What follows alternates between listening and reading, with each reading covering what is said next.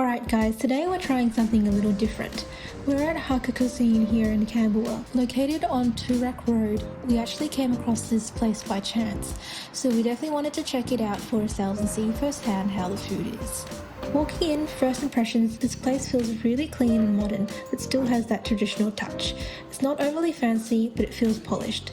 They've also got private dining rooms here, which is perfect if you're coming in a group, celebrating something, or just want a bit more privacy. If you never heard of Hakka Cuisine before, you're honestly not alone.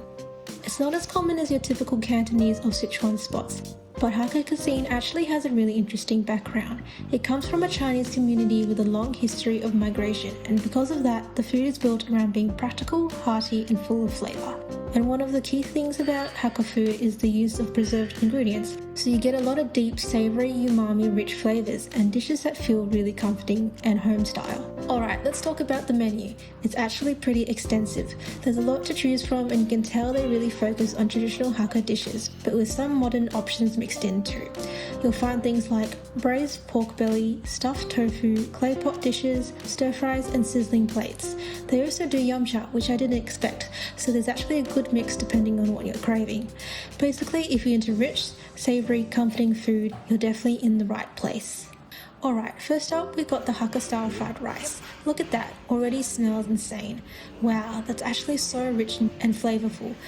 You can really taste that smoky wok aroma, that kind of wok hay flavour, but it still feels clean and not too oily. It's one of those dishes that's simple but done really well, and it actually pairs perfectly with everything else we ordered. Next up, we've got the wok fried oily noodles with lard, Hakka style. This one actually surprised me. It kind of reminds me of a Hong Kong style chow mein, but so much more flavourful and rich. They're super generous with the pork lard too, like actual chunks in there, which gives it that extra depth and texture. And honestly, for $16.80, this is pretty good value for the portion you're getting. Next, we've got the Hakka stir fry with dried shrimps, calamari, garlic chive flowers and cashew nuts. This one was loaded. There's so much going on in this dish. You've got tofu, prawns, even little fried anchovies, which is a combination I've honestly never seen before, but somehow it all works together. You get different textures, different levels of saltiness and that slight crunch from the nuts. Definitely a more unique dish. And lastly, we had to try the stuffed homemade tofu with pork mince in traditional Hakka style, one of their signature dishes. I already love anything braised, so this is right up my alley. The tofu is super soft, the pork mince is really flavourful, and the sauce just ties everything together. And underneath, there's soya beans, which was actually a really nice surprise and adds a bit more texture to the dish. This one probably felt the most home style out of everything we tried.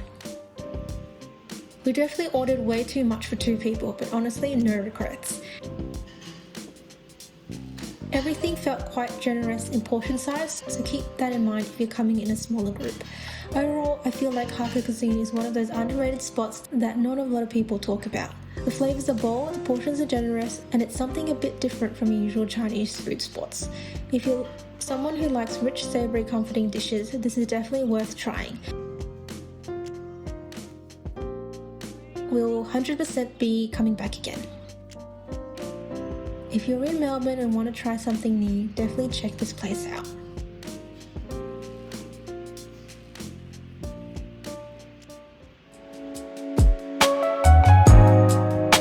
Next up, trying a bit of a cult favourite here in Melbourne. We're at Gold Leaf Chinese restaurant in Preston, a yum cha spot that's been around for a long time. Located opposite Preston Market and just a short walk from Preston Railway Station.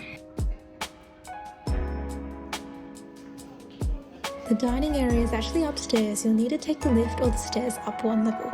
Downstairs is a takeaway shop front where you can grab a lot of their signature yum cha dishes to take home, either ready to eat or prepared ahead of time. We had an 11 AM reservation and were actually one of the first tables seated. Within minutes, the whole place started filling up, which is always a good sign.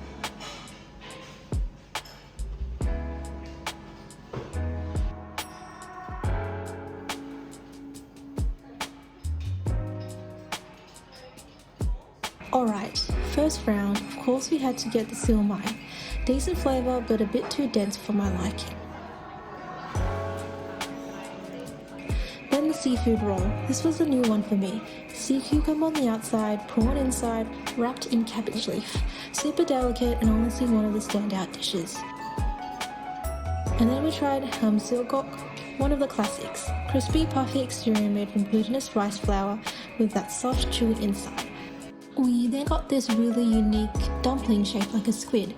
From what I could tell, it was filled with prawn and some sort of yam. But this one was a bit too mushy for me. I usually prefer more texture and chunkier filling.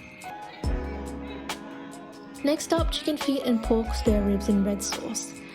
The chicken feet, super soft, packed with flavour, definitely one for the yum cha regulars. The pork ribs, I usually go for the black bean, but this had a different flavour profile. Still nice and tender, coated in a richer, slightly sweet and tangy sauce. We also got some fried prawn rolls, always a solid addition. Then we moved on to the chung fan. Prawn chung fan, silky fresh, can't really go wrong. We also got a special order, tofu and Chinese broccoli chung fan. Not something you always see, so it was a nice change. I usually go with the one with Chinese donut, but this one was served with the usual light soy and hoisin sauce, which paired well. That said, the rice noodle was a bit too thick for my liking, and the Chinese broccoli pieces were a bit too large, making it slightly unpleasant to chew. There's a lot of variety here and a few unique dishes that you don't get at every yum cha spot, so definitely keeps things interesting.